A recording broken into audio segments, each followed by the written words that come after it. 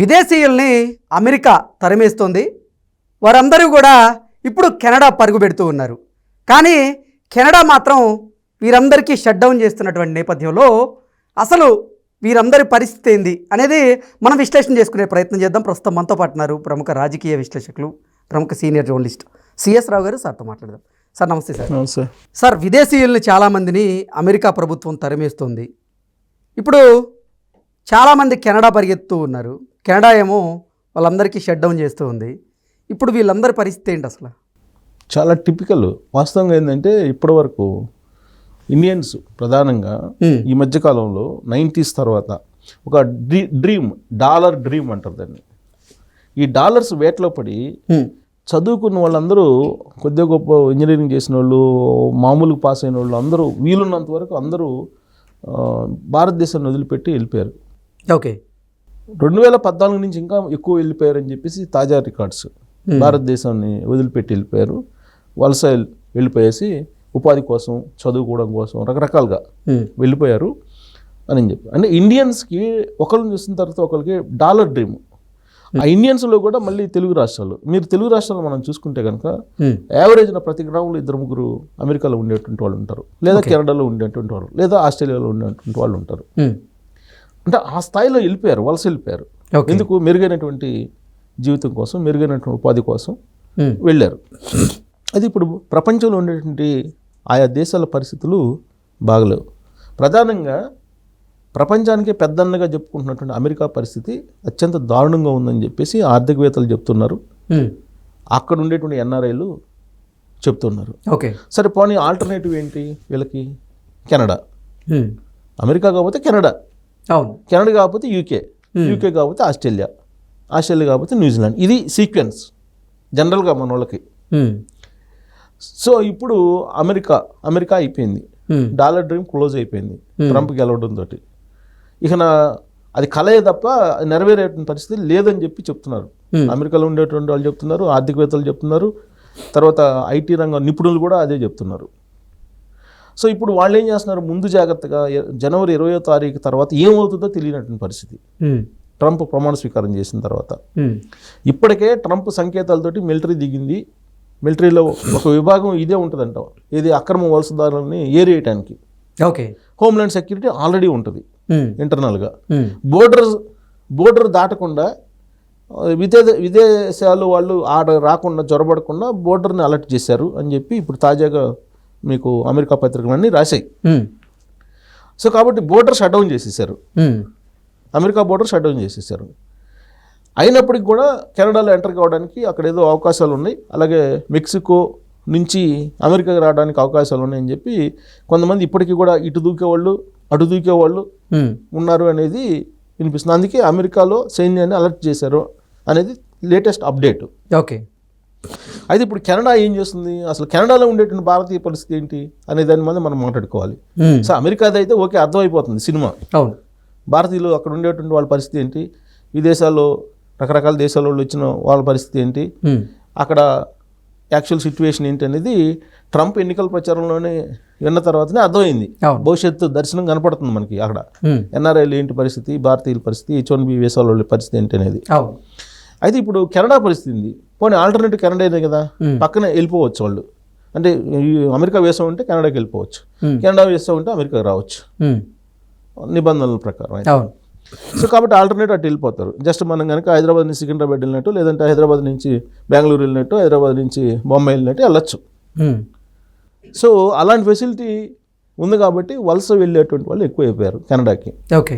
అయితే కెనడా సేఫా అంటే ఇవాళ లేటెస్ట్ న్యూస్ ఏంటంటే అమెరికాలన్నా బతుకుతున్నారు, కెనడాలో వెంటబడి కొడుతున్నారు భారతీయులు అని చెప్పేసి.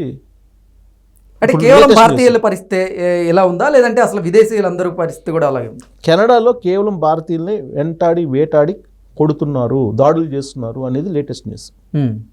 దానికి కారణం ఏంటంటే ఖలిస్తానీ ఉద్యమకారులు ఉన్నారు కదా, ఈ ఖలిస్తానీ ఉద్యమకారులు ఈ మధ్యకాలంలో ఆ కెనడాలో ఉండేటువంటి భారతీయ దేవాలయాల మీద దాడులు చేశారు.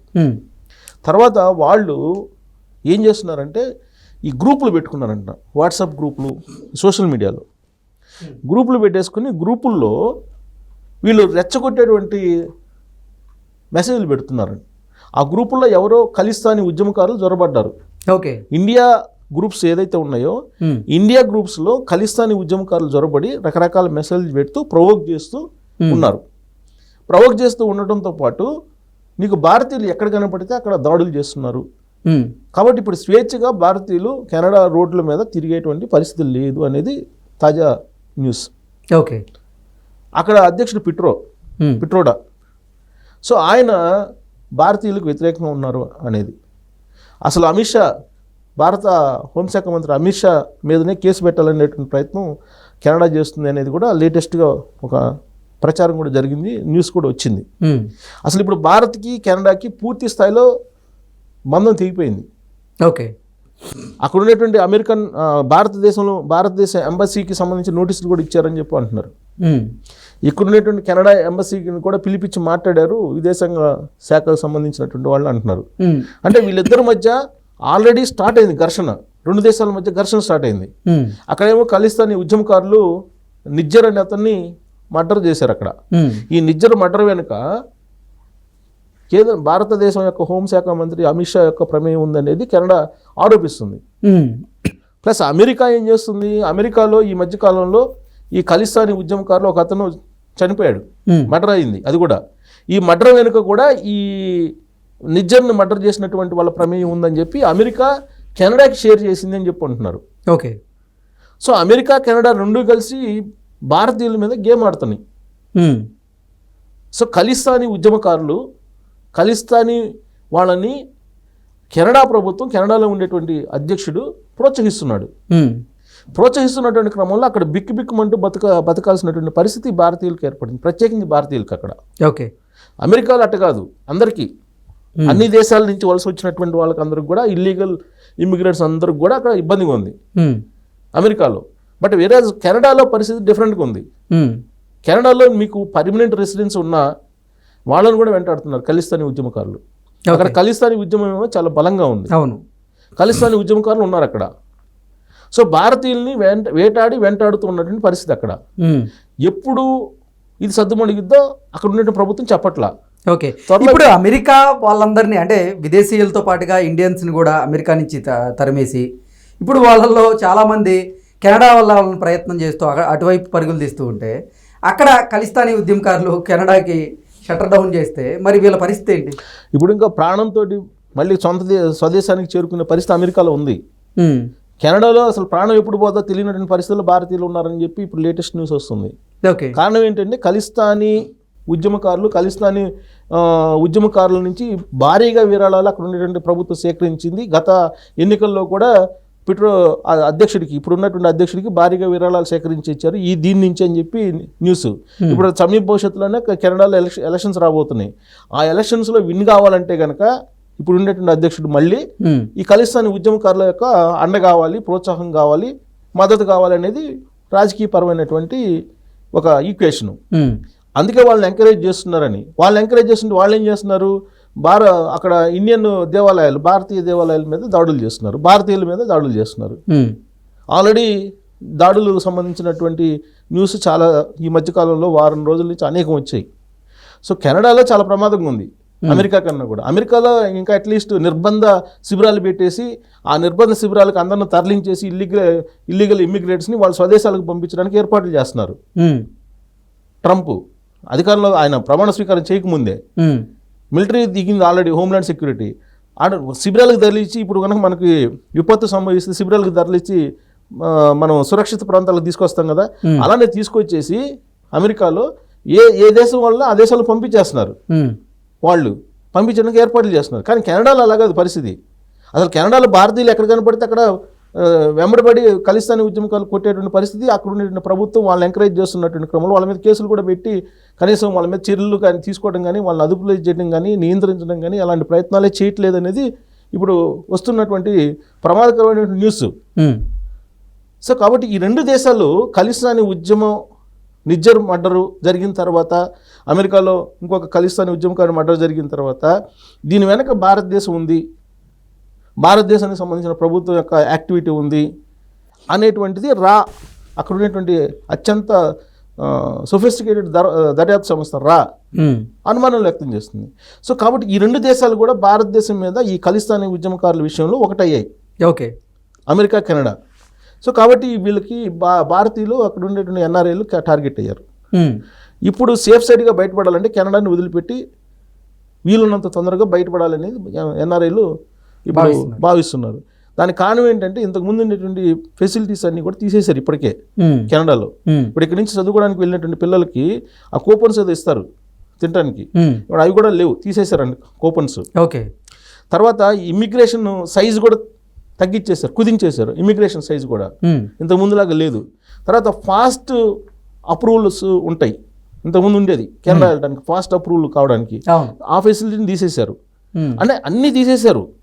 ఇప్పుడు అక్కడ ఉండేటువంటి ఎన్ఆర్ఐలు పరిస్థితి ఏంటి అంటే వాళ్ళని కూడా పంపించేసేయాలనేటువంటి ప్రయత్నం ఇప్పుడు ఉన్నటువంటి ప్రభుత్వం చేస్తుంది. దానికి పరోక్షంగా ఖలిస్తానీ ఉద్యమకారులను వాళ్ళు ప్రోత్సహిస్తున్నారు. అక్కడ ఎప్పుడు ఎవరింటి మీదకి వచ్చి దాడులు చేస్తారో తెలియని పరిస్థితి అంటే అక్కడ వాళ్ళు న్యూస్ చూస్తుంటే. సో అలాంటి పరిస్థితుల్లో నీకు కెనడాలో ఎన్ని రోజులు ఉంటారు ఎన్ఆర్ఐలు? ఉండేటువంటి అవకాశం లేదు కదా. సో కాబట్టి అమెరికా, కెనడా ఈ రెండు దేశాల్లో ఇప్పుడు ప్రమాదకరమైనటువంటి సిచ్యువేషన్లో, ఆందోళనలో మన భారతీయులు ఉన్నారని చెప్పి చెప్పుకోవచ్చు. వాళ్ళు సేఫ్ సైడ్గా మళ్ళీ స్వదేశానికి తిరిగి పంపించడానికి అమెరికా ఉంది. బట్ కెనడా నుంచి మాత్రం ఎవరికి వాళ్ళే వదిలి వెళ్ళిపోవాలి అని చెప్పేసి పరోక్షంగా హెచ్చరికలు జారీ చేస్తుంది. ఖలిస్తానీ ఉద్యమకారులు అయితే చెలరేగిపోతున్నారు. ఓకే. కాబట్టి ఇక ఆప్షన్స్ ఏముంది? Australia, New Zealand, UK. మరి యూకే కూడా రిస్ట్రిక్షన్ పెట్టారు. యూకే కూడా ఇప్పుడు వీసాకి సంబంధించినటువంటి రిస్ట్రిక్షన్స్ పెట్టారు. తర్వాత ఖర్చులకు సంబంధించి అది కూడా పెంచేశారు. ఇంతకుముందు డిపాజిట్ని కూడా పెంచేశారు ఇప్పుడు. కాబట్టి ఆస్ట్రేలియా ఆల్రెడీ ఎప్పటికో స్ట్రిక్ట్ చేసేసింది. న్యూజిలాండ్ అయితే అసలు షటర్ క్లోజ్ చేసేసింది. ఓకే. సో కాబట్టి స్వదేశంలో సురక్షితంగా మీరు బతకండి అని చెప్పి వాళ్ళు చెబుతున్నారు. అక్కడి నుంచి చదువుకోవడానికి వచ్చారు కాబట్టి మీరు చదువుకున్నారు, వెళ్ళిపోండి అని చెప్పి చెబుతుంది ఇప్పుడు అమెరికా. కెనడా అయితే మాకు అసలు వద్దు, మీరు వెళ్ళిపోండి అని చెప్పి వాళ్ళు చెప్తున్నారు. మరి ఎలాంటి పరిస్థితి సమీప భవిష్యత్తులో రాబోతుంది అని అంటే కొంచెం ప్రమాదకరమైనటువంటి గంటికలు అయితే మోగుతున్నాయి. దీనికి మరి భారత ప్రభుత్వం ఏదైనా లైజనింగ్ చేస్తుందా, లేదంటే అగ్రరాజ్యాలు కాబట్టి వాళ్ళకి చెప్పే పరిస్థితి వెళ్ళకున్నది కదా. ఇలాంటి సిచ్యువేషన్లో భారతీయులు ఎవరికి వాళ్ళే సేఫ్ సైడ్గా బయటపడతారు. ఇది అంతా కూడా జనవరి, ఫిబ్రవరిలో మనం కళ్ళారా చూడబోతున్నాం అనేది ఎన్ఆర్ఐలు చెప్తున్నటువంటి మాట కొంతమంది. Okay. Okay sir, thank you so much. Thank you.